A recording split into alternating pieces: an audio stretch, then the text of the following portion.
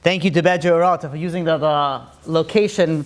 It's my first and last time, I guess, here in this particular location, just because it's moving. So, all right, it's been a while. It's been a really long while. No, I don't even know how many. That's the wow. It's been a very long. So it's good to be partially back. I know it's still COVID precautions. So just everybody in the online world, everybody here is doing appropriate stuff. Whatever that means to you, that's what it is. That's what's happening. But in any case, we want to welcome everybody for joining live, and for those that are joining virtual, and those that will join on the recorded one as well. Okay, so today, I hope that I'm recording. All right, let's see. Yep, I think I am. All right, so today we're going to be discussing a very common topic, and even though it's on Emunah and dating, it's not only for dating, it's not only for people in the dating world, it's really for everybody in the aspect. We are going to plug in marriage as well also, but the reason why this is so important, because there are certain areas in life where it becomes, I don't want to say difficult to handle or burn out. There's different terminology that we could use, where people have a hard time coping with certain scenarios, certain situations. Dating is one of them. Marriage is unfortunately another one of them. Parnasa, financial is also one of them. Health is also one of them. There's certain areas where it's good to discuss and how we are to cope and how we are to deal with these scenarios. So when you go look at the dating world, there is a wide array of issues that could come up. Let's say somebody goes and somebody doesn't get enough dates. They would like to have more dates, but they're not getting enough. Or on the flip side, maybe they're not getting anything at all. Or it could be also that they're getting, but they're getting completely way off. Like they go on a date and it has no, as we call it, shaykhus, has absolutely no connection to anything. There is probably what's the more difficult thing is where people go and they go out on dates and they say yes, they actually like it, they like the other person, but where the problem lies is that the other person says no. And this is very difficult for them. So you go out on a date and you go out maybe on 5-6 dates and you like the other person, but the other person says no, I'm not interested. So it's very heartbreaking and it's difficult. But the truth is, when people talk to me about that, in those scenarios, you should be the most happiest. Because this is where somebody's going and it's giving you the answer. We're making a very, very heavy decision when we're going and deciding who we're going to marry. But this decision was made for you already. This decision was already made that this person said no. The point where it gets even more difficult for some people is, let's say somebody's going and is dating for 10 years, 15 years, and all of a sudden, the next door neighbor or their close friend didn't even start dating yet. And somebody as we call it, under the table, set them up on a date before they even ready for shidduch, right? They set them under the table and already they're engaged. So here you are, you're sitting over here, you're dating for about 200-300 years, and you're waiting for somebody to finally come knocking on your door. And here's somebody who's not even going on a date, didn't even go and put the resume out there, already they're getting married. So it gets difficult for people on how to handle it. Now, this is not only for people, it also affects the families, the parents. Let's say a parent comes from a very well-respected family. They have everything going on for them. They think that they put their kid on the market. That sounds very commercial, but then they put their kid on the market that everybody's going to be knocking on the doors. And they call the neighbors and be like, okay, my daughter, she's already on starting shidduchim. She's waiting just for to be flooded. The president's son, whatever it is, the best of the best to come flooding down to your door. And no one comes knocking. And be like, what's going on? Do people not like us? How people unfortunately have their motors in their mind. Some people are more than others. Those people we usually call paranoid. But generally where they go and they're all in their mind. To tell you how you figure out if you are one of those people, let's say you're walking down the street and somebody's talking and looking at your direction. If you automatically think that they're talking about you, you're in that category. The category that, everybody is always discussing what's going on in your life. So the problem is the family is now going to feel like, okay, nobody goes, nobody likes us. I thought we're so well loved, so we're well liked by the community, but no one's coming to knocking on our door. Where it gets even more complicated, and with this we could, start. This is just an introduction. And I'm only saying this particular scenario because it's happened before, where you have people that are dating somebody and they break it off for financial reasons. And it's not even the couple themselves, it's the parents. The parents says, no, they don't have enough money, I don't like it, and they break it off. And then they go and they get married to somebody that's extremely, extremely wealthy. So it's very hard for the parents, especially also for the kid, be like, wait a minute, so now we have to deal with parnasa difficulties, now also we have to deal with this difficulty, so it seems like everything is coming crashing down. So when you're dealing on Emunah, and specifically in areas of dating and marriage, it becomes very, very difficult. It's sort of like you're in the ditch, and like, how am I supposed to deal with it? When things in life get hard, that's when you need the most help. So in certain areas, like we said, like dating or health or financial areas, these are very, very important areas to focus on Emunah and bitachon. Now the Gemara in Shabbat goes and tells us that God provides not just for human beings their sustenance. For every single animal, every single being, every single creature, every single plant, there's water that falls in to be exactly what it's needed. You go into let's say a forest, and you go into where like no man has never stepped before ever. There's God supervising that area, and the ants under it, and the snakes under that, and the whatever is living underward. Everything is orchestrated and run by HaKadosh Baruch Hu. However, sometimes we get sidetracked and we feel that, maybe it's really our scenario, our situation. So for example, let's say somebody goes into business. So they feel, let's say they're not successful. So they feel because they went into this business at the wrong time, or maybe they went to the wrong location, that's why they're not successful. Or maybe they go and they try to sell a certain product.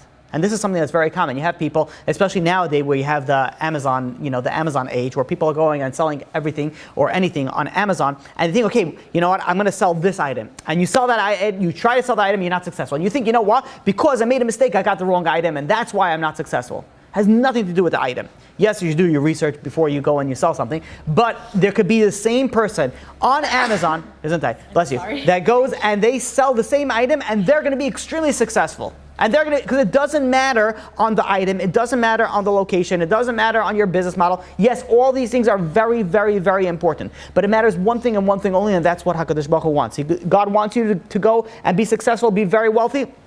You'll be wealthy selling plastic forks. God doesn't want you to go be wealthy. You could try to sell gold, no one's going to buy it from you at a discount. So it's all on depending on what is that God wants. If God wants you to get married now, so then yes, you will get married now. Of course, and this is something that we're not going to be really focusing on today, is the aspect of like where your fault is. Like let's say you're too picky or you're not picky enough, or all those areas for a different class. The Torah tells us that when the Egyptians went and the Egyptians drowned in the sea, all the Egyptians were in one same area, yet each one got their own punishment. The wicked Egyptians, the one that caused a lot of suffering to the Jewish nation, they suffered longer, meaning that they went and their drowning, scenario was much more painful than those that were not as bad to the Jewish nation. So meaning that in the same ocean, in the same waves, you had somebody suffering more, somebody suffering medium, somebody suffering less, because God could orchestrate everything. You could be in one scenario over here, and God is building that exactly for you. And it's very, very important for us to think about it that way, because we feel like, okay, maybe if I could have done this, maybe if I should have done that. Sometimes it's healthy to think about that. But it's not, people, especially people go, okay, if I had more money, if maybe I looked a little bit better, or maybe I had a better personality, well, some of those things you could change. So maybe you should. But the general idea is that you have to realize that if God put you in a certain situation, and God didn't put you in a marriage situation yet, then you should know that this is where you need to be. And it's very, very important to think about this, especially when people call it the burnt out. I don't know if anybody here knows what I'm talking about, where people go and they date for a while and they just get so burnt out. They get people out of left field. They're like, you know what, where are people setting me up with these weirdos? Like, why are they coming in with 2 pairs of glasses? Like, why does this person have glasses for his checkbook? Well, first of all, that's already an issue. If someone's coming out, you know what, I should stop talking. Amen. Can we say that if you're on a date and someone takes out a checkbook? Red flag. Well, it's not a red flag class. Okay. So, anyways, yeah. So the Sefer HaCharedim goes and says that God orchestrates everything. That even to the extent that sometimes a person is created in a sense that he's going to be wealthy or she's going to be wealthy because the zivug comes from a very wealthy family. Or the flip side, sometimes they're going to go and they're not going to have any money because there's zivug is somebody that's not supposed to have any money. And people usually are, try to get into their status. So if someone has a ton of money, he's not going to go, generally speaking, marry somebody on the lower end of the spectrum. So what God will do is God will create that person either, something very fascinating, that person who's very, very wealthy could lose the money for a short period of time. And then that person will go and feel himself on a lower level, and they'll go marry. And then they'll end up marrying their bashar, their zivug that they need to. And this is something that actually, happens more often than you think, is where people go in the realm of, let's say, looks. People are very, very, very particular in looks, especially from the men's side. And I'm not saying it's a bad thing. We're not discussing that. But where there was once a guy who only wanted the top of the top of the top of the supermodels, whatever is higher, whatever it is, the highest of the high. And he wasn't getting any dates. So what his rabbi started to do, he set him up basically with a cripple over here, and then set up with somebody that, weighs about 7,000 pounds, and, somebody else has a beard, and he goes on it, and he's like, why am I getting these dates? Are these who they think that I am? So all of a sudden it shot his ego down. Then finally the rabbi set him up. It was like a decoy date. Oh, that's probably so mean to say that, right? And be like, hey, can you go out with this guy just to lower his ego? So finally when they set him up with somebody that's more or less on his own, he's like, oh, Baruch Hashem, something over here. And then he went and then he got married. So sometimes God even manipulates the situation to put us in the right mindset. So either no money, a lot of money, maybe sometimes there's a stage where you're not getting dates for a very long period of time. That could be because that's going to build you up to where you need to go to find the right person. Because if you would have met that right person, and you are in the mindset that I could just get anybody that I want, you would have said no to that person. So God orchestrates the entire scenario so that you will go and meet the right person. Yeah. What if Chas v'Shalom you think you met the right person, but then Chas v'Shalom you get like a divorce? Oh, okay. So we'll discuss that. Yeah, I actually do want to discuss, and that's what we're going to, B'ezras Hashem, speak about. So there was a story with Rabbi Ruvain Elbaz about one of his students that. He had a student that was a Baal Tshuva, and he was like a serious Baal Tshuva. Like he went from 0 to 100 in 3 seconds. He was really full on and sincere, like a really good guy. And as the time goes by, he becomes more serious, and he's more, I guess, stationary. He's not fluctuating in his life. And he decides it's time for him to go and start dating. And he starts getting dates from here, he starts getting dates from there, and nothing's really working until finally he finds a girl that he feels is perfect for him. And they go and they're about to get engaged. They go on many dates, they're about to get engaged, and suddenly she breaks it off. He comes to his Rebbe in tears. And he's like, Rabbi, he's like, I can't. He's like, I don't know why did this happen? I did everything right. I went and I sat and I learned. I went and I did everything that I was supposed to. I went on the shulchan, I asked the right questions. Everything I did was correct. Why did God do this to me? And his rabbi said, listen, I don't know the plans. But one thing I tell you, it happened, it's all for the best. And the kid, this guy, he was such a high level that every tear that he had, he wanted to utilize it, which, by the way, it's a good lesson to take out. If you're in a situation where you're, let's say, crying, or you're in a sad situation, open up a Tehillim, utilize those tears. You have gold tickets right here. So he's like, you know what? I'm crying over here. I'm very sad. I want to let it out. Sometimes I think women could you just need a good cry. I don't know if that, I think it's more like a woman thing than a man thing. Sometimes you need, and if you're going into your closet and you're having your good cry, do it with a Tehillim. Do it with something that you're going to be able to go and utilize those tears. So this person knew that, and he went and he said, you know what? Let me go and let me utilize these tears. I'm going to go to the kotel. He decided he's going to go to the kotel. So he's walking to the bus stop, and as he's walking to the bus stop, there is a car that pulls up beside him, rolls down the window and says, excuse me, we're visiting from out of town. Can you tell us, how do we get to the Kosel? So he says, oh, I'm going there. I could just take you. So the guy says, okay, welcome. Come sit over here and show me how to go. So he sits in the car. It was a guy and there was two women in the back. And the guy is the driver's husband and the driver's sister. And while they're sitting over there, so they're starting to talk. He's like, oh, which yeshiva are you going to? And they start talking, and then they start talking and learning. And it was a very pleasant ride, and they get to the Kosel. When they get to the Kosel, the wife in the backseat goes over to this guy and says, if you don't mind me asking, are you by any chance dating? And he says, yeah, I actually am dating. And she's like, are you available? And he's like, so it just so happens to be I'm very available. So she goes to him and says, I have a possible shidduch for you. And that was the other girl that was sitting right next to her, which was her sister-in-law. He says maybe it will be something. So they were very impressed with his midot, with the way that he spoke in learning, just his overall character. He says maybe we could set it up. So he says okay, it's great. They had their date that night. No preparation. That was the date. A short while later, they ended up getting married. And when this guy goes over to his rabbi, this student, he says, I didn't realize what a chesed God did for me. He says, if I would have married, the wife that I have now is so much better than what I would have gotten beforehand. Where the problem lies is where people start thinking the wife that I would have got was so much better than what I got right now. But he was smart, and he says the wife that I got right now is so much better than what I had before.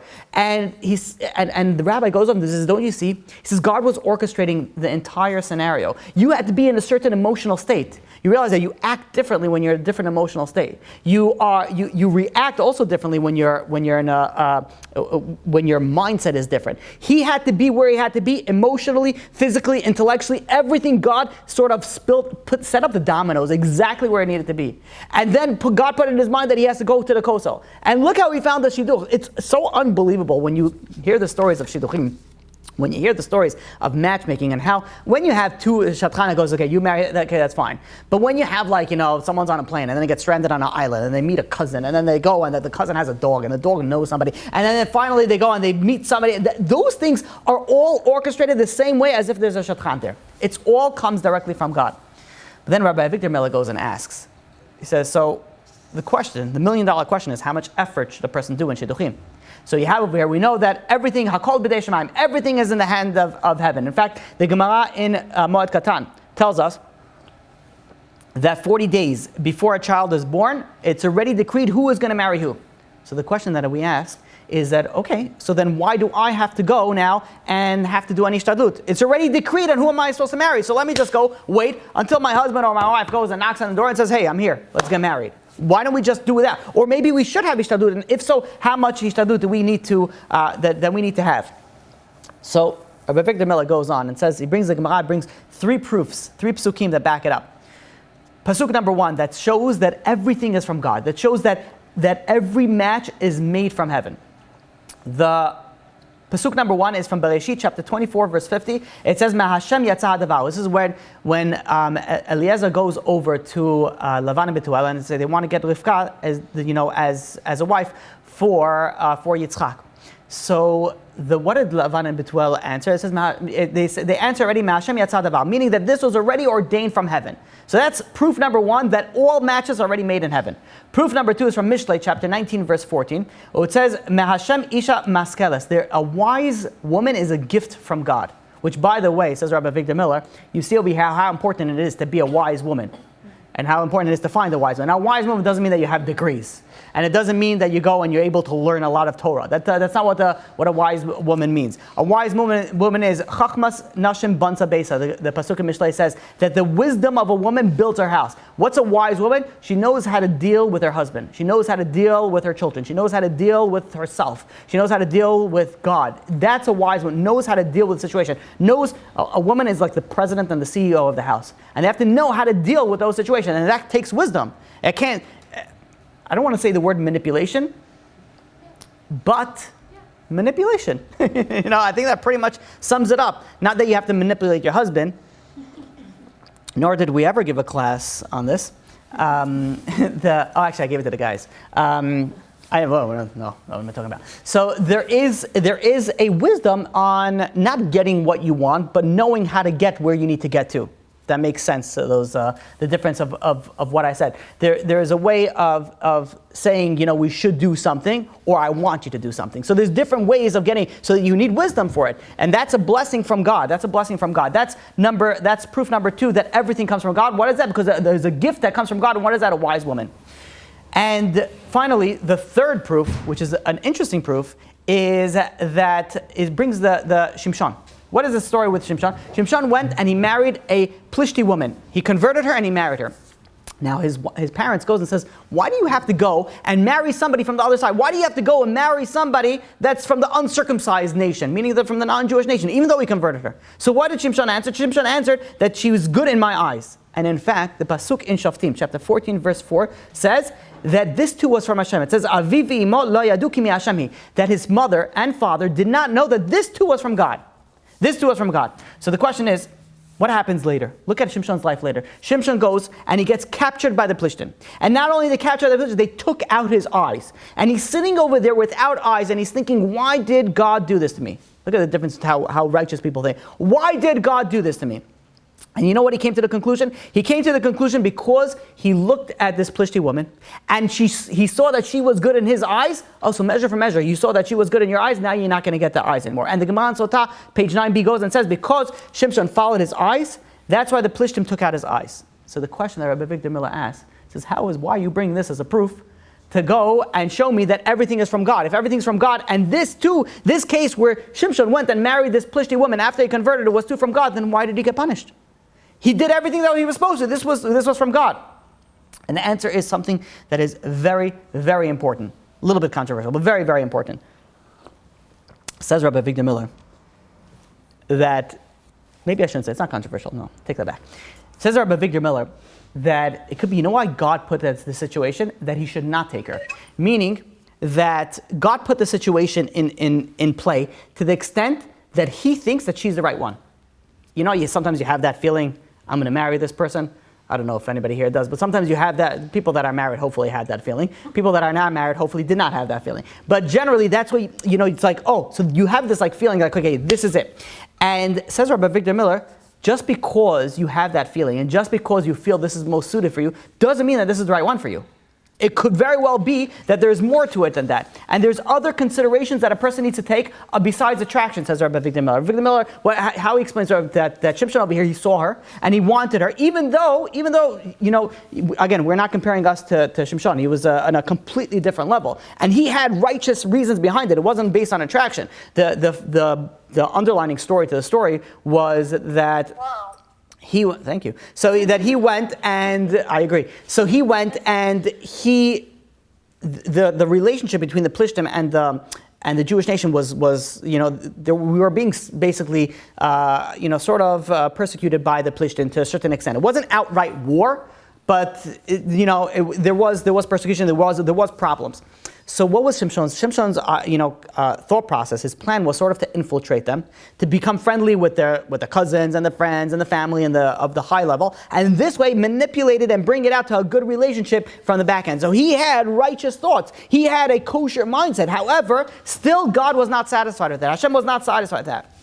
So Hashem put himself in the situation that he would be in that situation where he would want to go and marry this person. However, this is something very, very important.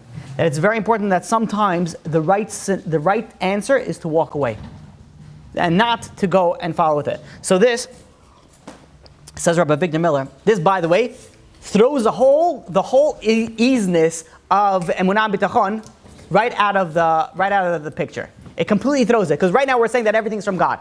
And now here we say that, everything's from God, but you got to be careful, because you can mess it up and you can marry the wrong person. And this is, Rabbi Victor Miller says that this is how you have to act. You have to act when you go out on dates that it depends only on you. And it doesn't depend on God. It depends only on you. But there's one qualification, says Rabbi Victor Miller, that you must constantly ask God for help. You're constantly praying. It depends on you. It's all your hishtadlut, your effort that you're putting into it. But at the end of the day, it's all from God, which seems like it's contradiction. And this is where prayer comes in. Because this is where you go and you pray. There's not a single tear that is wasted. Rabbi Victor Miller goes and explains this. When you go and you get married, there's a mitzvah. It's a mitzvah to build a Jewish family. When it comes to mitzvot, you don't rely on God. You take it into your own hands and saying, this is what I need to do. Of course you need to ask God for help. Of course you need to go and you need to pray. But this is something that you have to do your own hishtadlut. And this is something very important. We can see this in every other aspect in our life. If you're going and you're going to go eat something, you don't just say, okay, I have emunah and bitachon that this is kosher. No, you gotta, look at the packaging. Find out where it is. Are you picking it up from a place that maybe the hashgacha is a little bit low? So you have to find it out. You can't just have emunah and bitachon that everything is kosher. You can't put on, for a man, can't put on tefillin and say, okay, I'm sure that it's kosher. No, you have to check on it. You have to make sure. So just like everywhere else in our life, we have to do our ishtadlut, so too in dating and marriage. We have to do our ishtadlut. But this brings us to a question that you asked earlier. What happens? So you think you do the own ishtadlut. So maybe I did my own ishtadlut. I did my own effort. And I married the wrong person. Maybe I messed it up and maybe I married the wrong person. So, Rabbi Shazal Rubinson brings down that there's a mitzvah of this mitzvah is that you're not supposed to stray after your eyes. The simple understanding of this mitzvah is you have to guard your eyes.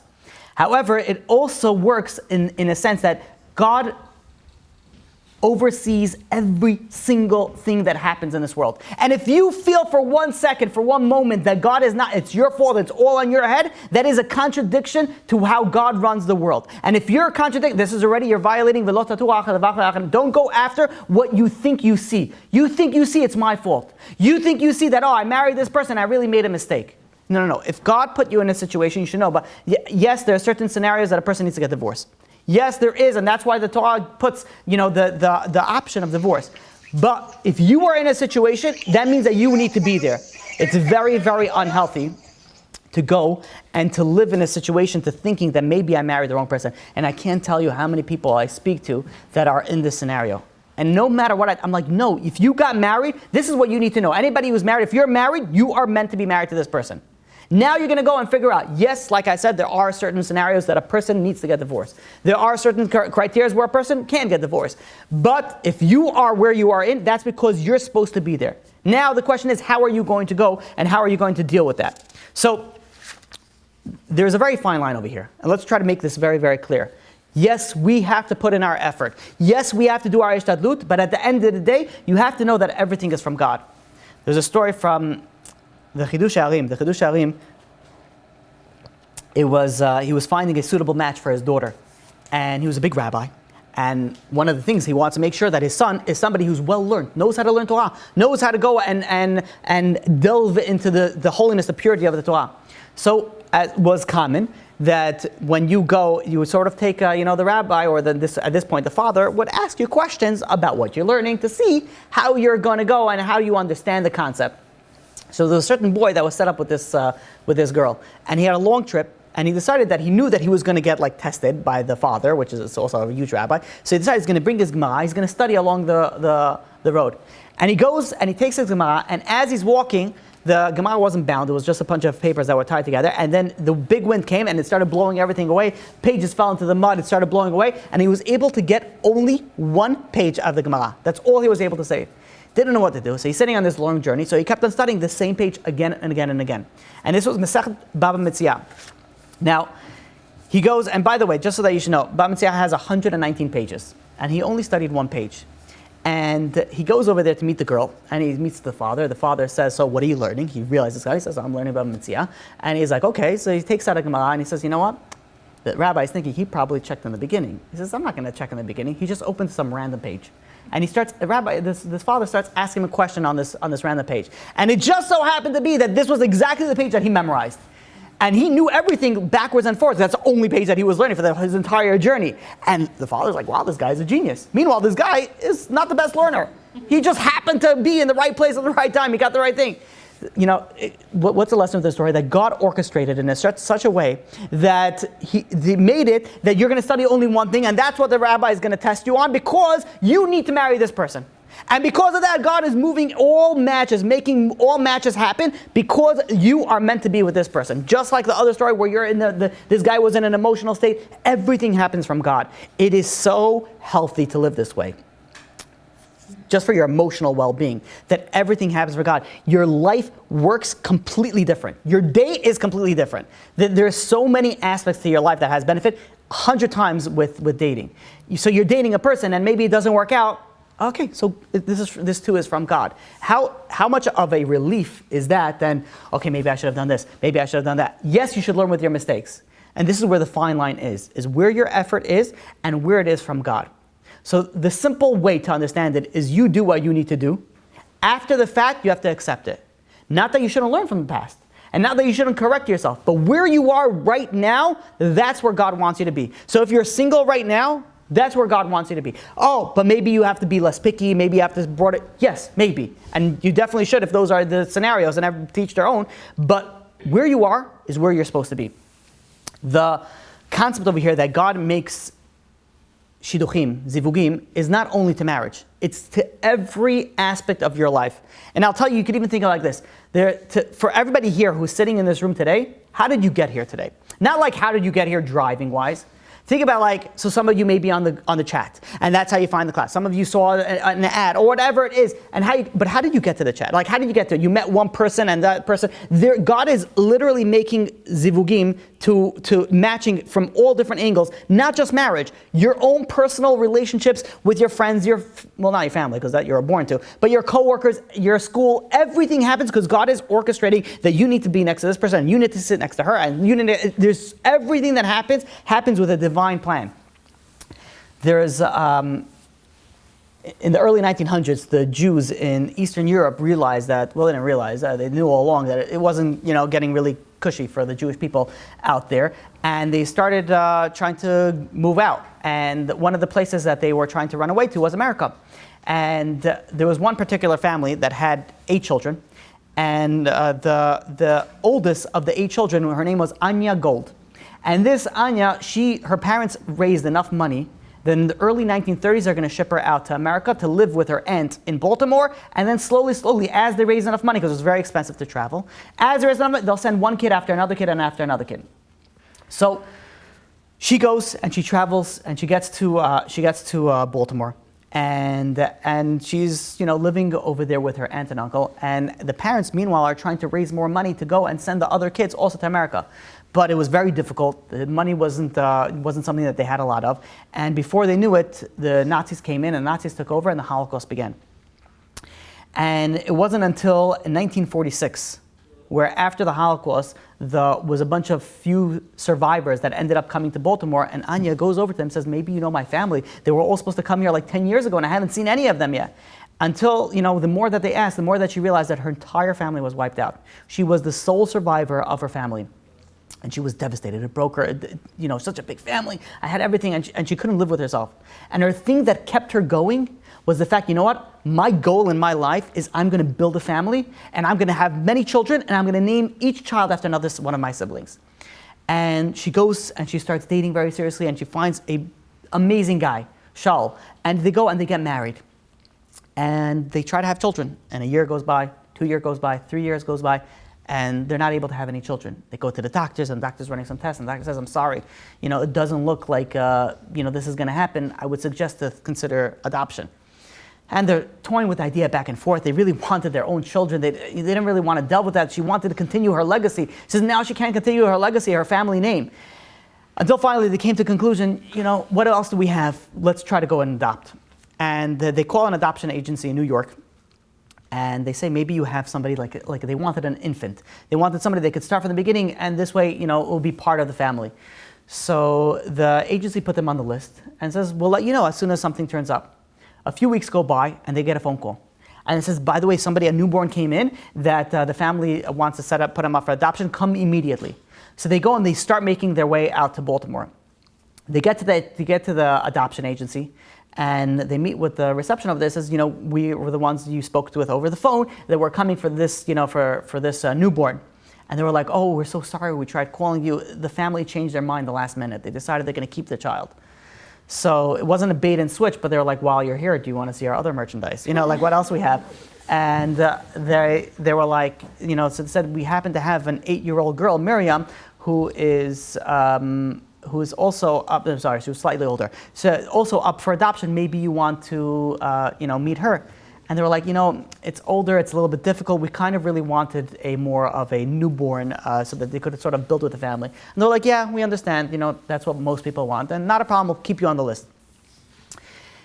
A year goes by, and nothing's happening, not with pregnancy and not with the adoption agency, until finally Anya speaking to her husband, Shaul, and she says, maybe let's revisit that. Maybe let's see if this girl Miriam is still available, right? Is she still, needing a home? And they both agree, and they call up the adoption agency and says, we heard about, we were there last time, there was a girl, Miriam, we wanted to know if she's still up for adoption. We would like to consider that. So the adoption agency said, she is still available, but I don't know if the terminology I'm using is way off, but yeah, she's still available. And she says there's a little caveat because they found out that her brother, another survivor from the war, is also alive, 6 years old. His name is Moshe. And they said they're a package deal, they're inseparable, you have to take them together. So they were like, 2, I don't know, that's a lot to handle. Right in the beginning, he says, you know what, let's go meet them. And they go down to Baltimore and they meet them and they decide, you know what, we're going to adopt them. And Anya and Shaul goes and brings thank you guys for all the work and all the setup. Thank you. Anya and Shaul go to the adoption advisor and they say, you know what, we're going to adopt them. And they sign all the paper, they pack up their bags and they bring them back home. And they show them where the rooms are and they sit over there and the Miriam, the 8-year-old, is walking around the house and she's looking at the pictures and then she stops by a certain picture and she's like, why do you have a picture of my grandmother here? And she's like, so Anya's like, no, that's my mother. And she's like, no, that's my grandmother. And she says, no, this is my mother. You're going to call her grandma, but this is just my mother. And Miriam runs into her room, takes out a faded picture, and says, look, I have the same picture as you. Oh my goodness. And she's like, what? He's like, do you have any other pictures? And she starts taking out her pictures, and she sees, it turns out that this was her sister Sarah's kids. Her sister Sarah had 2 kids. Everybody else perished in the Holocaust, but these 2 survived. And these 2 made it to New York. They were in Baltimore. And God says, you need to raise your sister's kids. But how are you ever going to go and adopt somebody? How are you able to go to New York? So God orchestrated a certain way that you're not going to be able to have children, at least yet. And God orchestrated that you're going to go down there and nothing is going to come up until what happens, until God orchestrates it, that it says that, oh, you think you wanted to build a legacy? Your family name is not that. Here you have kids still left over from your sister. And she went and she ended up raising her children. She unknowingly adopted her niece and nephew. So look how Kadosh Baruch Hu works. God is making zivugim at all angles, at all areas. And it's so important for us to realize this. It's so important. We know this. We hear these stories. We sometimes see it in our own lives. But yet sometimes we fail to internalize it. We fail to realize, okay, you know what? God has a track record. He knows what He's doing. If I'm not married yet, there's a reason for that. If I'm not a billionaire yet, there's a reason for that. If I don't have any children yet, there's a reason for that. Not that I'm not going to try. Not that I'm not going to pray. Not that I'm not going to do whatever it is in my power to get to what I need to get to. But if you're in a certain situation, God put you there. You're there for a reason. There was a woman by the name of Miri that she graduated from college and she wanted to be a teacher. And she did very well in school. She was very well liked and she knew that she could get almost any job. So she went and she started interviewing for a certain school. And a certain school went and they liked everything that she was offering and says, we want to hire you. Says, but we can't tell you which grade you're going to teach because we don't know yet. Every year, there's a teacher usually that leaves, so we're putting whatever opening that comes, that's where you're going to go in. And she said, fine. And a few weeks go by, and the school calls her up, and says, by the way, we found out the 2nd grade teacher is leaving, so you're going to be teaching 2nd grade. She says, great. She starts building her curriculum, she starts meeting with the school, everything is going great. 3 days before school starts, the school calls her up and says, we have some unfortunate news. It says the teacher that left was supposed to go teach in another school, but that fell through, so she ends up staying. And we're sorry, but we don't have any opening to you. And she's like, Miri's like, what are you doing? She's like, I could have gotten 10 other jobs. She says, I took it because I thought I had something there. We're like, we're so sorry. We have no openings where I don't have anything to tell you. So unfortunately, she wasn't able to go and teach. She decided she's going to take some other job. She ended up taking some local job where she was a secretary. And while she's sitting over there and she's working, she gets to meet her coworker, another secretary, and they start to become friendly. And a few weeks go by, and then suddenly she says, you know what? She says, you're such a good person, such a good personality. She says, I have a brother. She says, maybe I could go and set you guys up. She says, I happen to be in the dating world. I am in shidduchim, so by all means. They go, they set her up, and she goes and she gets married. And you look how God orchestrated it. That she did not want to be in that area. She wanted to go work in a different school. God says, okay, I'm going to make it that you're going to end up working in this job where you never initially would have went into. And God orchestrated and put her in that situation. And because of that, she went and she met her husband. But the question that I ask you, for Jews ask questions on stories, right? Couldn't God just put a shatan? Like, did it have to be that way? Why not put a shatchan and put her? And that brings us up to one of the original points we're bringing up. That it's not only setting up with the right person at the right time. You also have to be in the right emotional state. Because there are many times where people go out on dates, or people go to anything in life, buy a car, move into a different place, or whatever it is, and your answer will be no.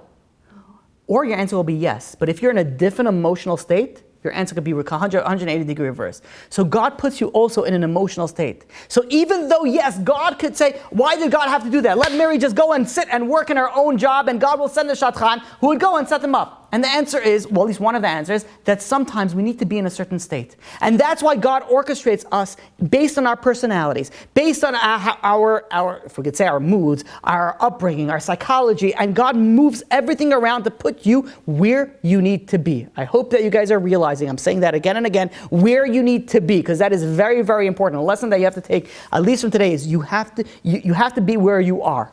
And that's where you need to be, because that's where you are.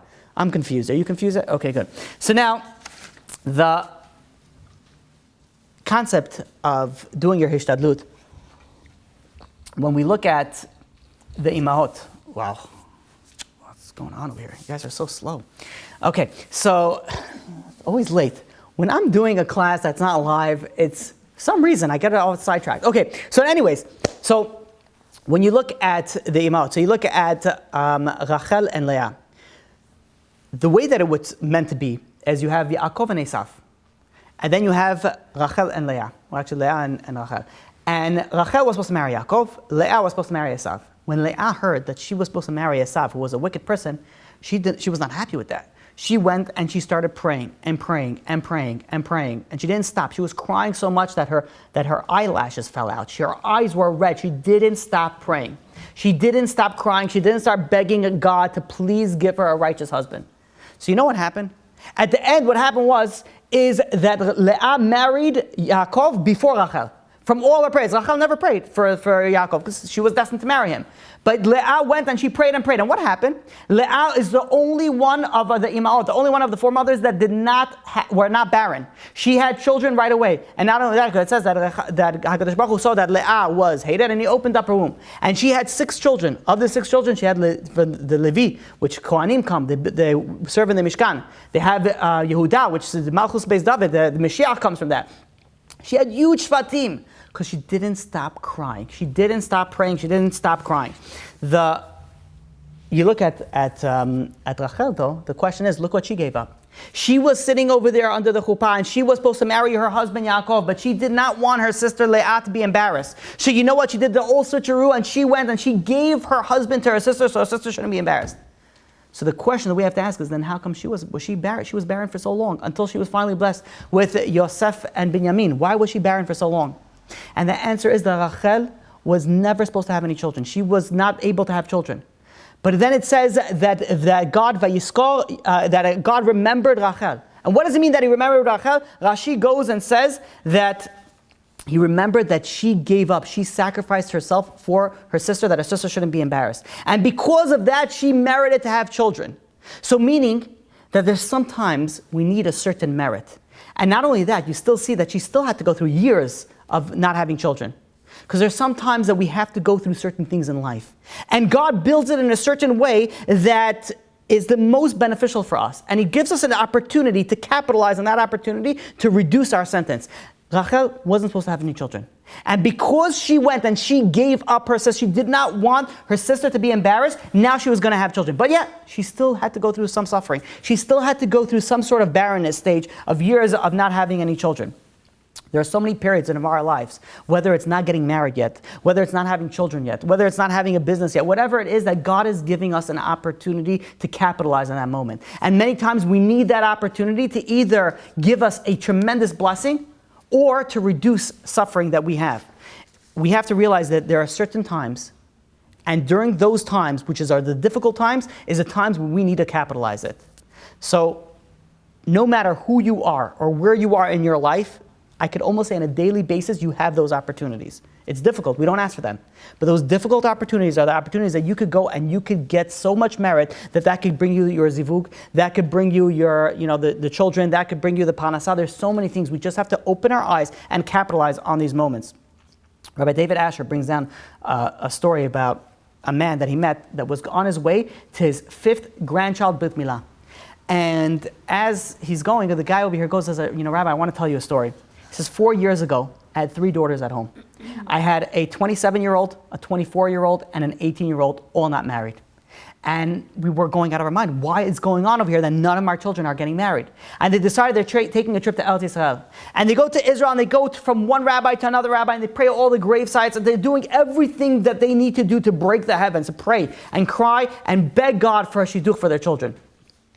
While they're sitting over there by one rabbi, his phone buzzes, a guy from Brooklyn. He calls up and he says to him, he says, listen, I have a solution for you. He knew that he was going over there to find a zivug for his children. So he says, I have a solution for you. And he goes and he says, there is a widow in Bnei Brak that is going and is marrying off a child, and she doesn't have any money. You want the best scenario, go and pay for the wedding. They don't have enough money, pay for that wedding. In the merit for that, your children will go and get married. And the guy on the phone is like, listen, I am over here already, but that's a lot. It's very difficult for me to go and pay for a whole wedding. I didn't have the flexibility. So the guy over the phone said, listen, says, if you don't want to do it, no problem, I'm going to do it. He says, I'm giving you the opportunity. So he's thinking about it for a second. He says, you know what? I want to do it. I want to turn every stone. I want to do whatever I can to get my children married. And they schedule to meet this widow in Bnei Brak. And they go and they meet the widow, and she tells her a little bit about the story. The husband recently passed away, and they have a bunch of kids that are trying to get married. No money in the bank. The guy feels very moved, writes out a check for the whole wedding, and he gives her the check. She starts getting the check. She starts, flowing. Her tears are flowing down, and his wife, which was sitting also with them, also started crying, and they ended up hugging each other. One is crying out of happiness. The other one is crying for begging God to go and give her children, the right zivugim. And they're speaking to each other, and this widow says, I teach in school. And what we're going to do, because of what you did to me, every single day we're praying for your daughters. We're praying for your daughters that they will find the zivug. And they go and they pray and they pray. 4 months go by, and the 18-year-old, the youngest one, which is now 19 years old, gets engaged. And while they're meeting with the family, the cousin of the Khatan starts meeting, sees one of the other, the sisters, and he says, what, I have a good shidduch over here. And he goes and he ends up setting her up with somebody across the street from her house. Across the street, that's where he sets up. And they end up getting married. About 8 months go by, and the father-in-law of the second daughter goes and realizes there's and this is, by the way, it went from lower to the 18-year-old got married first, then the 25, now the 27, which is now 28 years old. He sees her and says, maybe I have a good shidduch for you. And they go and they set him up from who? Someone down the block. The whole time their zivugim were right under their noses. But it wasn't the right time yet. Or maybe they needed that extra merit. And when he went and he gave that extra merit, he wrote out that check, he gave the charity for this widow, all of a sudden the doors opened up and things happened, and they got married. It's so important to go and open our eyes to capitalize on these moments. There are sometimes, I'm not saying go and pay for people's weddings and go into debt for that. If you're able to do that, not to debt. If you're able to pay, by all means you should, if you could. But you could do something. Open your eyes to something that you could do to help other people. There was a person that was very, very wealthy in London, and unfortunately hit some rough times. And when somebody's on a high stature, it's very, very painful to let other people know that you lost all your money. So he calls up his friend, and he says, listen, I need you to do me and he opened up to him. He says, business is not doing well. I lost this, I lost that. He says, I need a loan of £100,000. And, to get me back on my feet. So his friend was wealthy. He says, no problem. He says, I'll write you a check, but I just need, obviously 2 guarantors to sign off just in case you can't pay. So the guy's like, who am I going to ask? He says, I start off to ask, who's going to want to sign off on £100,000? So the other wealthy guy says, listen, you don't have to get 2, get a few people. They each will commit to a certain amount. He says, yeah, but then I have to start calling all my friends and my family. It's so humiliating for me to go and to start opening up saying that I lost all my money. Can we please work out something else? And this wealthy guy's thinking, he says, you know what? He really felt bad for him. Thinking of himself in that situation, he would never want other people to know. And he really wanted to make it work out for his friend. He says, you know what? He says, I'll give you the money, and we'll sign off that the guarantor is going to be God. And he says, fine. Guarantor is God. They go, they meet up in his office. He gives him a check for £100,000. He signs it off that God is the guarantor, and they go upon, their separate ways. The time comes when the debt has to be repaid, and the guy is not coming in to repay the debt. And a month goes by, so the guy calls him up, the wealthy guy calls him up and says to his friend, says, are you going to pay up the debt? And he says, yeah, my investments are held up right now. I'm going to get it to you, but just give me a little bit more time. And he keeps on giving him a vague answer as months turn into more months and more months, until finally this wealthy guy realized that he's not getting his money back. So he goes and he says, let me go to the guarantor. And he goes over to God and he says, God, listen. He says, you're the guarantor for this, 100,000 pounds. He says, I don't want the money.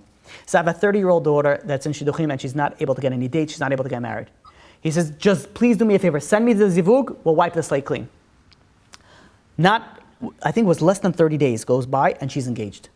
She was engaged to somebody. And they end up getting married.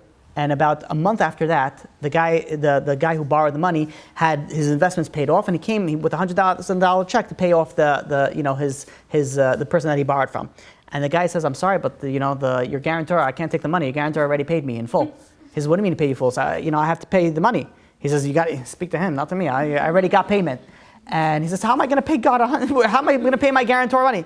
So what they decided that they're going to do is that year was 2001, and it was the year of Shemitah in Israel, and the farmers weren't, going and weren't able to produce any food, and they were going based on donations. So they decided they're going to give the £100,000 to this person, to the farmers.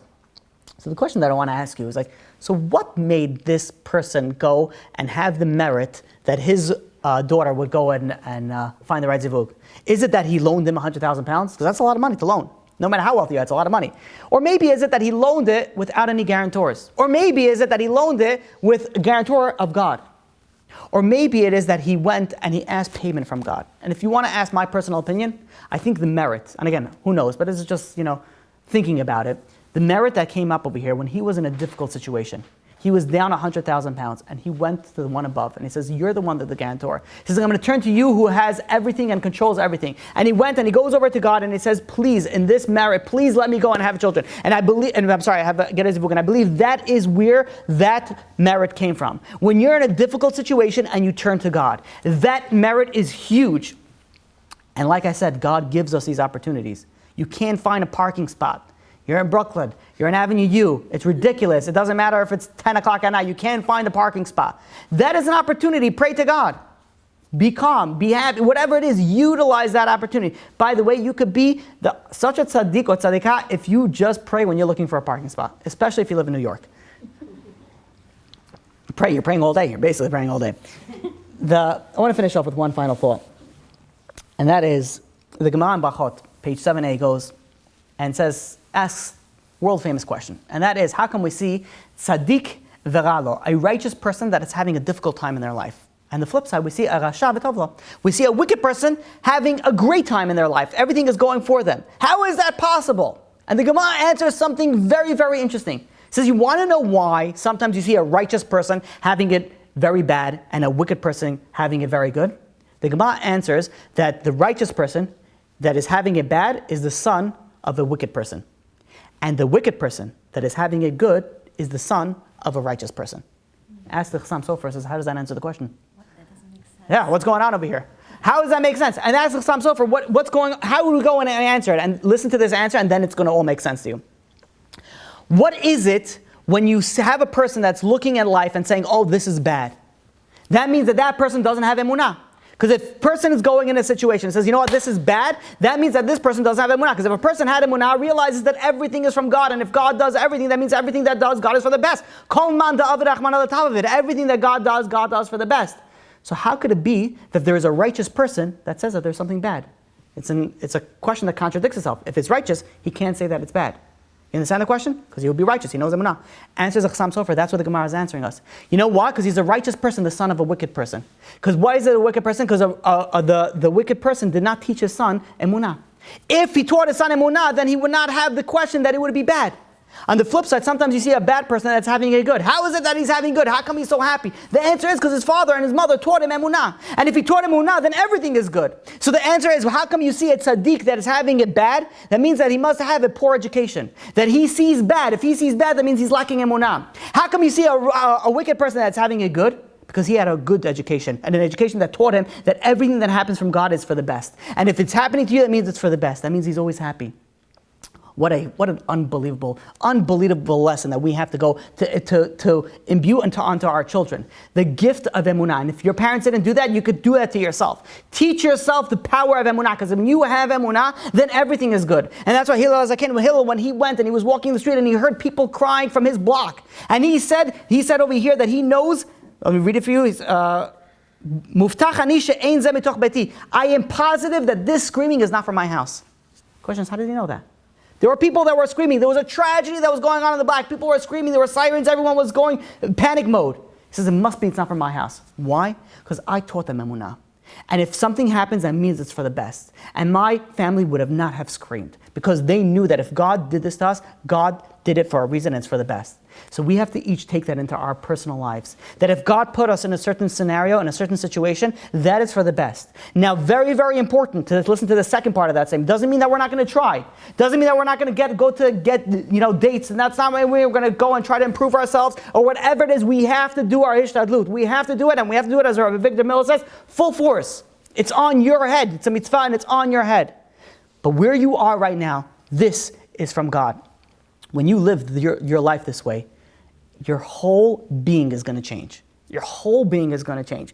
And just to put one aspect of hishtadlut, I had a friend of mine that he was, I don't want to say aggressive, because that's a very derogatory term, but when he wanted something, he went to get it. And he wanted to go and get married. It was time for him that he felt that he wanted to get married. But the problem was, he wasn't getting dates. I have never seen somebody so out there. He's calling all his friends. He's like, maybe your wife can go and set me up with somebody. This guy hustled. And you know what? Within 6 months, he was married. Now, I'm not saying that's what you should need to do, but he did hishtadlut. He went and he started making phone calls, asking his friends and asking this. He came over to my house and he was like, okay, who do you got for me? I was like, line them up, Behind curtain number 1 is, standing at 5'2". He was going and he went. And sometimes that's what we have to do. We have to do our hishtadlut. But if we're not there yet, you have to know that this is where God wants you to be. Fine line, but very important to play both sides of that line. Okay, now we'll open up to any questions. We'll start off with live questions, and then I don't know how to get to the chats over here. I'll show you. Yeah, thank you. And then we'll do, if there's any questions here. I don't know how to do that. Yeah, thanks. Okay, live questions. Yes? You had a question? After camera. Off. Anybody have a question on camera? I guess I'll ask it on whatever. So what about for people who are not really I don't know, I guess it's I don't know if it's bad to say, but not destined to get married? It's not for them, it's not in the books for them. So, that's a good question. What about somebody who doesn't have a zivug? Is that a thing? It is possible, yes, but it's not common. It's not common. I'll tell you where the bigger problem is. It's not, because if it's already in the next world, first of all, even those people who come into this world without, let's say, a zivug, their purpose, they could do tshuva to a certain extent that they will get married. They could change that. So, but I'll tell you where the problem lies. Where the problem lies is where you have people that are, in their own mind, they think they're never going to get married. So it's like somebody who goes and drinks alcohol, gets behind the car, and gets into an accident and says, okay, obviously this is what God wanted to be. I'm like, no, you're an idiot, you're negligent, and God didn't want you to go and crash into this, whatever, nice old lady. You did it on yourself because you're an idiot. So there's sometimes that we cause negligence for ourselves. So sometimes you see people that are older, and let's say they never got married or whatever it was, and it's very possible that it was your fault. It's very possible that was your fault. That's a big price, to pay on your conscience. So obviously you have to, if you did everything that you need to, then it's not in your control anymore. But you have to do what you need to. And that's why it's so important that, when you're in a dating situation, sometimes it's hard to think clearly because you're involved. And sometimes you need to go and ask. And that's what parents are for, even friends, rabbis, mentors, things that you could go bounce ideas. What do you think about this? I had people that have come to me and they said, okay, what do you think about this situation? And they thought that it was the biggest red flag. And I'm like, that's nothing. And then they mentioned passing something else. And I was like, whoa, back that up again? What did you say about, robbing from a grandmother? Go back to that? They're like, oh, no, don't worry about it. You just needed what no. Sometimes people are so in it that they don't know what's a red flag and what's not. And I've come to scenarios where no, that please look into that. He should not beat his mother. That's a problem. That's not something that is okay. it's something that we have to realize that there's sometimes when you're in the situation, it's hard for you to say, okay, think outside of the box because you're in the box. So sometimes it's good to play around with it and see what's the correct response to do in certain scenarios. Sometimes you don't need it. Sometimes you're a genius and you know everything, and people should come to you. Which I'm not saying that as a joke. I mean that seriously. Like sometimes people are good at giving advice. So it depends on it. Yeah. Did that answer your question? But you're basically saying that everybody technically has somebody. There's somebody for everybody. A person comes into this world with the other half. Every single person. Every single person. Yeah, generally. It says that in the Torah? Yeah, you come in with a zivug. You're not even one soul. You're sort of like half of a soul. And when you marry, you reunite with that. You sort of complete that soul. You feel something? Do you feel it? It depends on your mood, I guess. Depends on his mood. You are. If you're attuned to spirituality, you do feel things. You do feel it. The more that you're in touch with your spiritual sense, and this, by the way, is not only Judaism. Meditation is the same concept. When you're in touch with the more spiritual or yourself or your center, whatever you want to talk about, from psychology to meditation to whatever you think about, you notice different. You notice different things, and you're more keen to certain senses. Yeah. I have another one, but it's really not on camera. Okay, so we'll go do it afterwards. So someone asked, is it true you can lose or say no to your zivug, and under what circumstances? Yes, so it is possible. Very difficult, but it is possible that you just say no to everybody, and your zivug came knocking on your door, and you're like, nah, next, not interested. And after 120, be like, God, why do you do this to me? Like, I came over here and nobody came. God's like, I literally sent them knocking on your door. It's very important, we have free will. We have the ability to ruin our lives. We have the ability to make our lives. So yes, we do have the ability to mess things up. But at the same point in time, even if we mess things up, we have the ability to fix it. So even if you feel like you messed up, and by the way, this is very, very common, especially people that have been dating for a while, feel that, I could have married this person or that person, I messed it up. You should not think like that, especially if that other person's married. Definitely don't think that way. If it's not married, okay, whatever, then speak to Shalchan, maybe you could you revisit that, and I'll get in a second. So it's very, very important that if they moved on, they married somebody else, move on. Move on with that. You realize that if they married, that's what was meant for them. But again, just because you're in a situation doesn't mean that you shouldn't learn from that situation. Learn it from the next person. Maybe you should be a little bit more keen to that. And I'll get you in a second, but we have over here. What if you don't believe in dating? What if you believe in just like falling in love? Like him is not like for me. Like just meeting somebody like at a coffee shop. So what's the difference if it was set up or the concept of falling in love? I don't know if I'm happy that you said that or I'm upset that you said that because I could get on a whole rampage on it. The falling in love aspect, because you have people that fall in love and then people that fell out of love and then they get divorced because they couldn't find love and then they fell in it and then they got hit by love. Like showing you're like so desperate to get married and it's like... It's just the opposite. I'll tell you why I'm such a fan of shidduchim. Is because when you go on a shidduch date, you're thinking with this. You're like, okay, does this make sense? Obviously, your heart comes into it, and you shouldn't marry somebody just because this makes sense. Everything makes sense on paper, it must be that. No. You have to have an emotional connection. You have to have... I don't believe that you could love somebody until you lived with that person. And again, you should only do this after you're married. But I don't believe that you can love somebody without actually going through the difficulties. It's not enough like... When people say, I love this person, you don't love that person. You love the way that person makes you feel. So I love me, and I like the way you make me feel. When you say you love fish or you love steak, you don't love fish or steak because you wouldn't eat it, right? You don't want to eat something that you love. You love the way that it makes you feel. So when we say we love somebody or we love something, we don't really love that person. We love the way that person makes me feel. And that's why people go and they say, oh, I fell out of love. Meaning that he stopped making me feel the way that I like to feel, so now I don't like him anymore. So basically, it's a very selfish act. That's why the strongest love is not between a husband and wife. It's between a father or a mother to a child. Because that is not based on what you're giving to me. That's based on what I am giving to you. So the aspect over here of falling in love, yes, it's very important. And it needs to be in a marriage and in some sense, to some sense in the dating world as well. However, when you're going, and let's say you're just meeting somebody, so and I'm not saying there's anything wrong with that. I'm against that, but there is a benefit when it's shidduchim, when you're starting to think with here, and then you're starting to think with your heart. As opposed to first starting to think with your heart. People get close to people before they even see them, before they even think of any intellectual. They're not dating, they're just like getting to know each other. So they get this emotional connection, and then they're already attached. But then they're like, there's so many things that are wrong with this person for you, but you can't think. But how can they make these quick decisions within 1 or 2 months and get engaged? So if somebody needs more time, you need more time. You don't have to go on two dates. It's like more like 6 months or 3 months, and then you hear wedding bells. Like I don't know. if You will never know a person. Right? You could date this person for 7 years and only later find out that they collect like bones. 7 years, like at least like a year.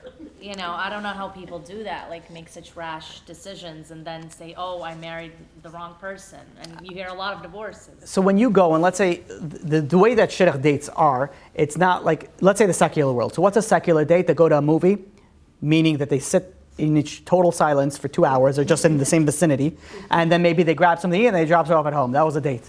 You know, like what was that? We were just next to each other for a period of time. You don't get to know each other. So in a shidduch date, in the shidduch world, you're getting to know the other person. It's not just, by dating somebody from 6 months to a year is not going to make that much of a difference. If you're not keen enough to pick up the cues on that, then you're not going to pick it up by a year. Because there's a certain period of time that, yeah, you need to. Because there's a period of time where you're like, let's be honest, faking it. You're like, yes, I always stand and walk like this and talk in proper grammatical English.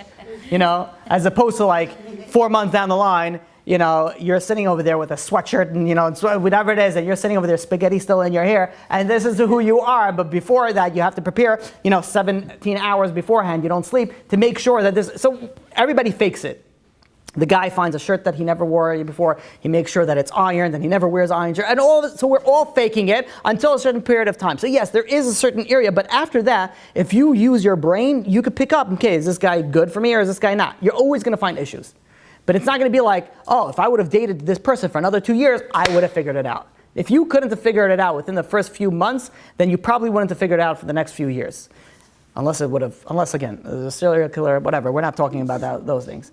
So, yeah, and then we had also a question over here. I don't know if this is like a two-parter or a three-parter, but you were saying how if someone is married and they feel like that's not their zivug, they should just continue being married.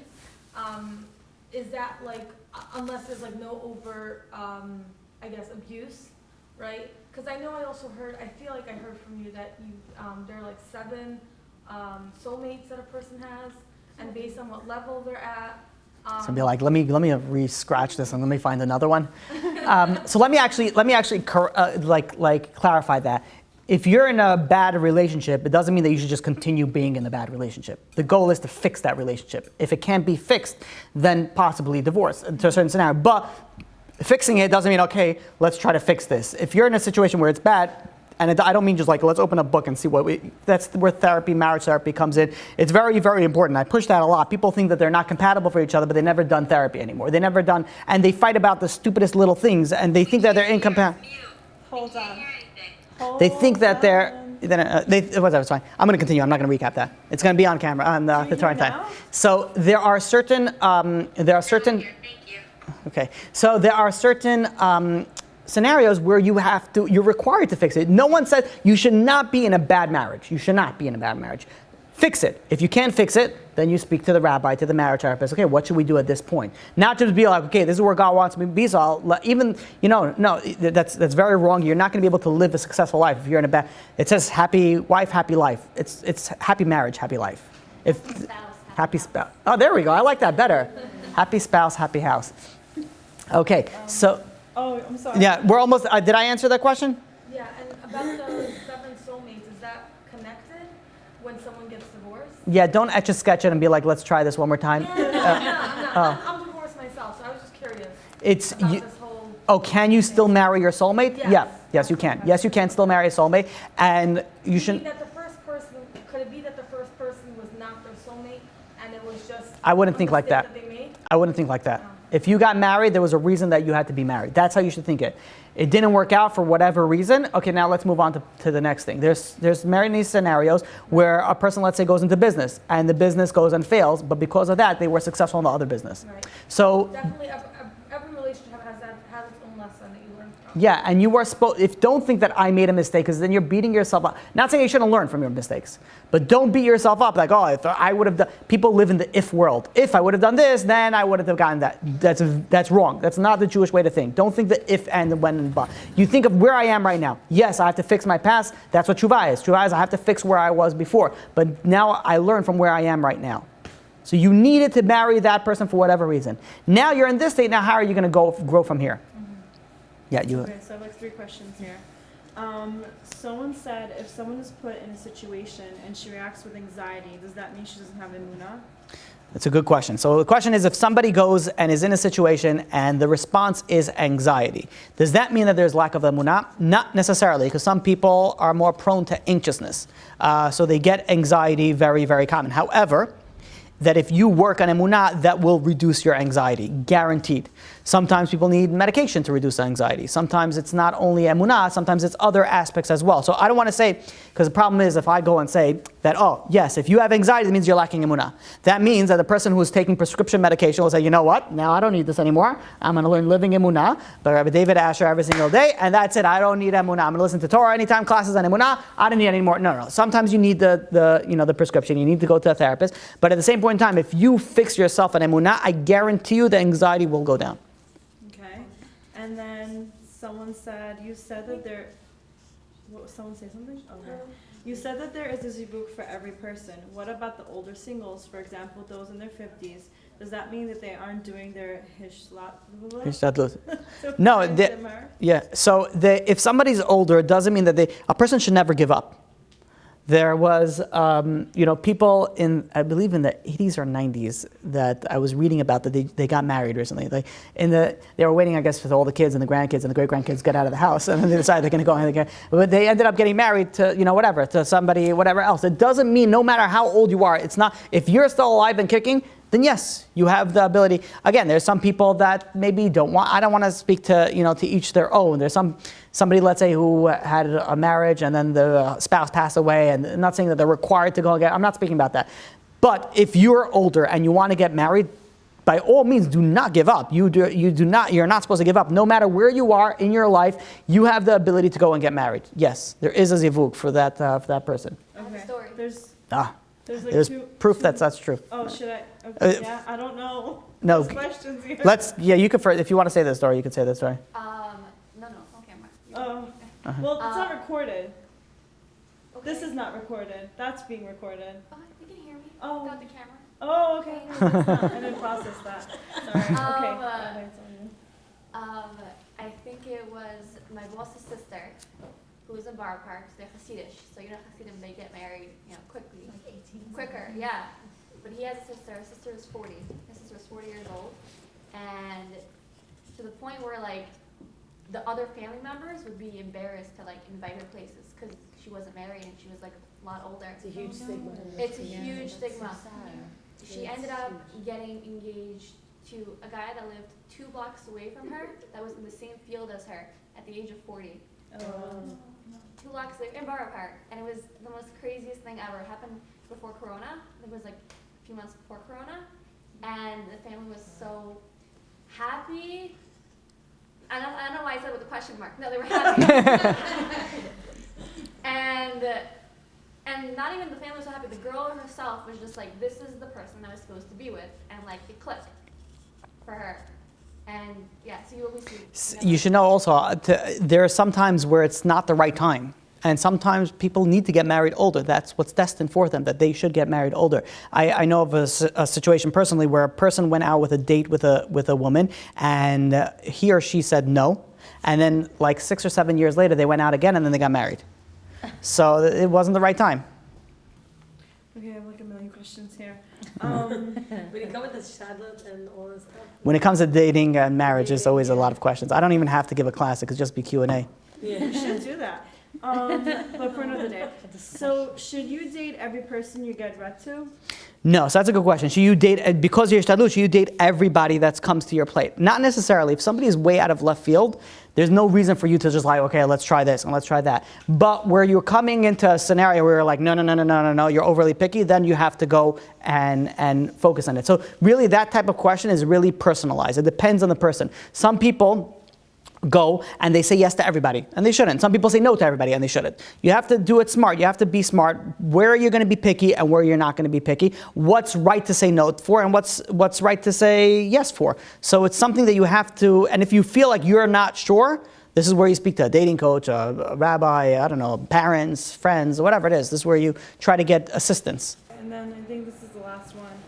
What about if one person feels like the other is their zivug, but he or she doesn't agree? What do you do then? You take a bat. What? Take a bat. And you make them believe, I'm the one for you. I'm the one for you. No, so it's mutual. If you think, and that's, by the way, the easiest answer that if you go and you're dating someone and you want to continue dating, the other person says, no, I'm not interested anymore. So yes, obviously do the hishtadlut that you need to, but if it doesn't work out, realize that this wasn't meant to be. Because if it would have meant to be, then God would have made it that it worked out. You can't start going and convincing the other person, and yes, you can try. There's nothing wrong with going with, let's say people break up and then they try to go out again. And they say, you know what, and I come to this, there's many times where a couple goes out, and let's say he feels that she's the one for him, but she's like, no, it's not really working out, and they break it off. And about a month goes by, and he calls up the shadchan and says, can you reach out to the girl again? And she says, no, I'm not interested. We broke it up. And he's like, no, you don't, and he goes and he explains and says, you understand, I was in an emotional, place right then. I was too preoccupied. I wasn't myself. Let me go and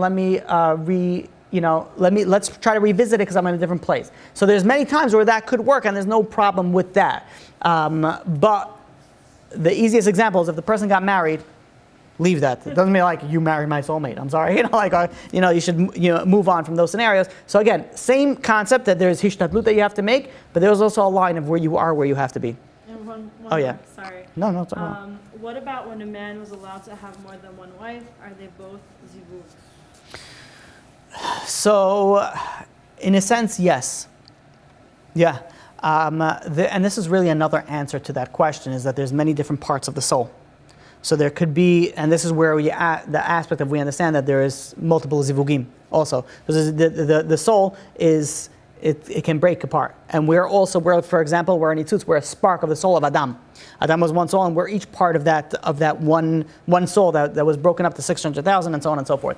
So there is an aspect that there was multiple soulmates, and that's what was going on back then. But again, that's not a practical. The reason why I don't like answering that question is because, especially for a guy will go, okay, I'm married, but maybe that's my other soulmate, and then they start looking, unfortunately, for other soulmates while they're still married. So that's very problematic. So that's why I try to avoid answering those type of questions. So if you're married, that's the only one that's meant for you, nobody else.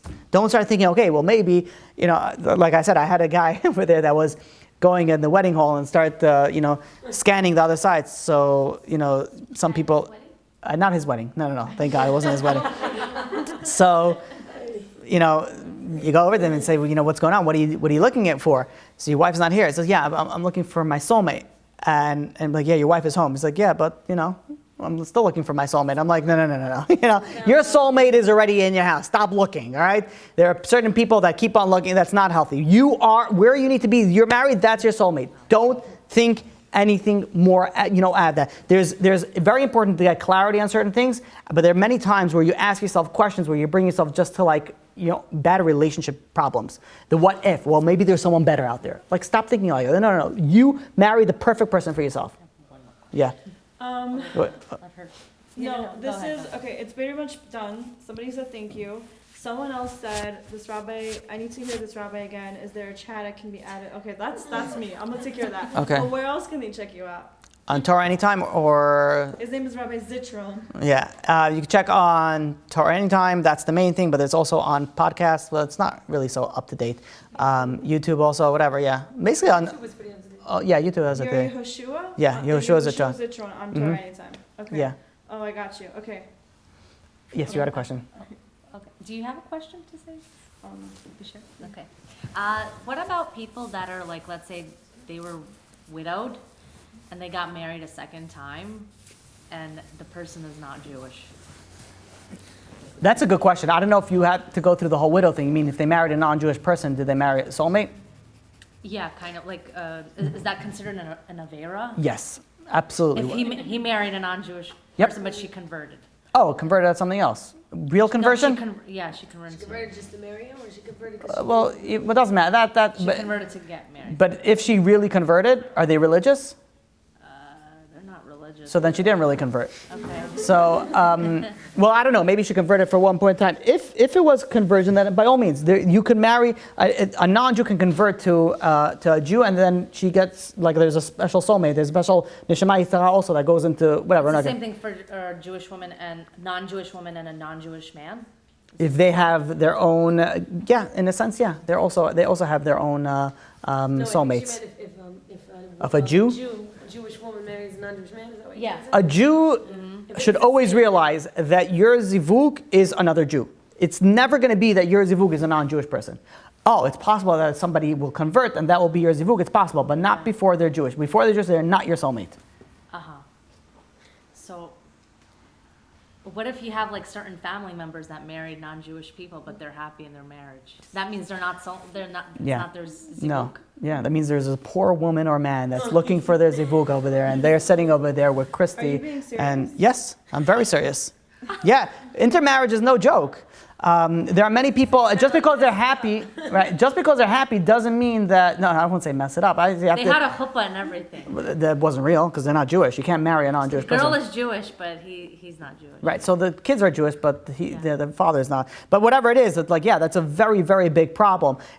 Just because they're happy doesn't mean anything. There are many people that are extremely happy taking cocaine. It doesn't mean that cocaine is good. You know, Had to use the drug. I got it. So it's, and I'll get you in a second. So there is, just because they're happy doesn't mean it. And this is, by the way, I'm happy you said that, because sometimes people are in a marriage that they're not happy and think I didn't marry the soulmate. Your own happiness doesn't mean whether you marry the right or wrong person. It depends on how you deal with that relationship. Some people are really, really, really bad at relationships. They're very selfish. They can't think of other people. So, like, no matter who they marry, it's going to be difficult for. So it's not that because you're happy or you're not happy, you know you found the right person. No, sometimes your situation is not to be the most happiest, and you have to work on it. Ultimately, you could get to that level of happiness. This took a turn for the dark. Yes, but it's good. It's good. And actually, I'm happy they. something that's related to her question. One of my sisters met a guy, thought he was Jewish because all their friends were Jewish. Turns out that his mom is not Jewish, so he's not Jewish. His dad is. And she's like in love with him, the whole 9 yards. Now, half the family is like, we're not coming to this wedding, we want nothing to do with him, you know, and then the other half is like, we have to be nice because their kids will still be Jewish, and if she does marry him, if we don't show that we're accepting of at least her, then the kids won't even know what Shabbat is, what Kashrut is, or any of that, and they won't see Judaism in a good light. So I'm curious, like, what would be the right? That would be on a personal, that type of question where, let's say a family member marries and how to deal with that family member, and how that is a case by case and how to deal with that. I don't want to say what you should do. Yes, there is a pro and con to each of those scenarios. The best thing is to get a rabbi involved. I know many times the problem is that they are not interested in listening to the rabbi. Yes. But the rabbi could guide you on what to do and what is the most appropriate to do in that particular scenario. So that type of scenario has to be in a case by case, because it depends on the relationship. It depends on what's going to be out. It also, right now they don't have any kids. There's like so many flying, different variants that. I think that my hope is like she's just young and she'll move on at some point and just get over him, but I don't know. It's difficult, I mean, Jewish, he believes that he's Jewish, but he doesn't believe in any form of religion. He, like, Spiritual? I guess spiritual, but he feels like any religion is a cult type of thing. So, I don't know. But he's gone to his father, his parents are divorced. He's gone to his father who does Shabbat and all of that, but he's also celebrated Christmas with his mom. So, I don't know. That, by the way, should teach anybody who's thinking about, not that I don't know who's listening to this class and wants to marry a non-Jew, but if you are, thank you for joining. And don't do it. Don't marry the non-Jew. Not that because they're bad people. It has nothing to do with how good they are, but it's so conflicting to the children also. Kids don't know what to do. They're lighting a Hanukkah candle right next to the Xmas tree. Right, and they're like... My biggest thing to her was, you don't know until after you get married, when you want to have kids, that's when you realize how big your differences are in religion. Right. All right, you want to peace out? That's it. There's no more questions? Okay. Any other questions over here? No? Okay. There's one question. Okay. Almost shut it off. I just wrote on the chat. Oh, like like you literally just wrote it. Okay, like 10 seconds ago. To what extent should a person do for Hishtadlut? Yeah, I can say. A person has, so the question is, this is a question that we are going to discuss in the coming classes on how much, what is hishtadlut, what is effort, and how much should a person do. It depends. The general easiest answer is it has to be proportional to all the hishtadlut you do everything else. So if you do a certain hishtadlut for panasa, that's the same amount of level of hishtadlut you should do for dating. If you do a certain, so in your life, the way that you realize how much hishtadlut you do and everything else, that's the way you should plug it into to this scenario. The easiest way to though understand it and think about it is that you have to do your effort. Put yourself out there, reach out to Shatchanim, go to coffee's house. No, I'm just kidding. I don't know. No, you shouldn't do that. That's not going to be start looking around, like taking notes. No, putting yourself out there, asking people to set you up, just doing whatever it is that you have the ability to do in your scope, let's call it that way. Okay. The kosher way. Okay. Don't go to clubs and say, this is my hishtadlut. That's it, I didn't know he wasn't Jewish. Yeah, oh yeah. Log off, We're good? Okay. We'll finish off with a blessing that everybody here who needs a zivug should find a zivug. B'sha'at tova u'mutzachad. Whoever is married already should realize that they are with the right ones, and it should be an unbelievable, successful marriage and life.